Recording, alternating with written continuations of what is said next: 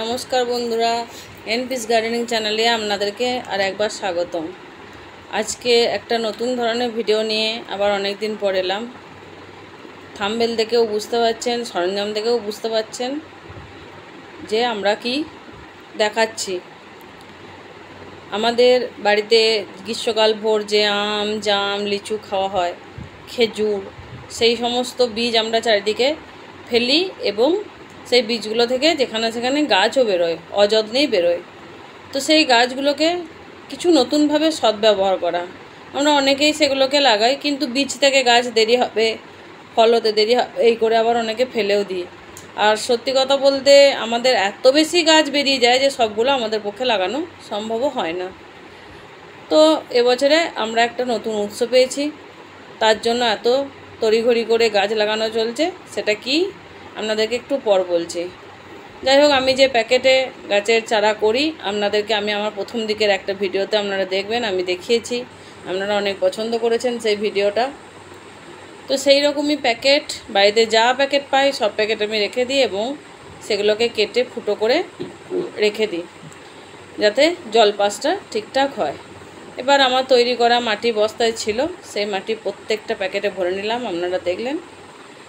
এরপর এই গাছগুলোকে যেগুলো যেরকম সাইজ সেরকম ছোট ছোট প্যাকেটে ভরে রেখে দেবো। এখন প্রতিদিনই প্রচুর বৃষ্টি না হলেও ঝিমঝিম করে মাঝে মধ্যেই বৃষ্টি হচ্ছে। এই সময়টা গাছ লাগার পক্ষে খুবই সুসময়, তাই এই সময়টাই আমরা বেছে নিলাম। আর কিছুদিন পরেই এই গাছগুলোর আমাদের প্রয়োজন।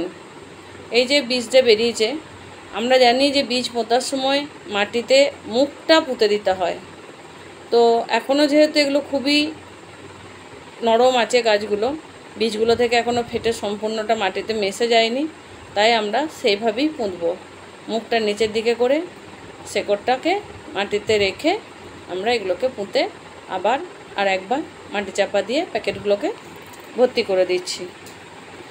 তো যেটা বলছিলাম পারপাস, আমি আমার অনেক ভিডিওতেই বলি যে আমার ছেলেরা এগ্রিকালচার নিয়ে পড়ে, ওইটা ওদের কোর বিষয়। তো বিশ্বভারতীতে একটি প্রথা আছে যে ওদের বর্ষামঙ্গল অনুষ্ঠান হয় এবং সেখানে কিছু বড় গাছ, ছোট বড় গাছের চারা ওরা বড় ছেলেদেরকে দিয়ে রোপণ করায়। তো সেই উদ্দেশ্যেই এবং ওইগুলো গাছগুলো ওদের বাড়ি থেকে তৈরি করে নিয়ে যাওয়া বীজের গাছ নিয়ে যেতে হয়, সেই জন্যই আমরা গাছগুলো রেডি করে রাখছি। আর খুব কাছেই চলে এসেছে বর্ষামঙ্গল, এই গাছগুলো সেদিন নিয়ে যাবে, এক একজন 10টা করে ওরা গাছ লাগাবে। তো আমি 12টা গাছ এখন রেডি করলাম, সুন্দরভাবে লেগে যাবে গাছগুলো। এবার জল দেওয়া হচ্ছে।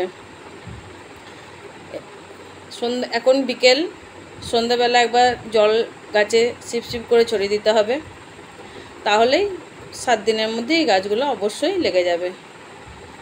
আসি বন্ধুরা, নমস্কার।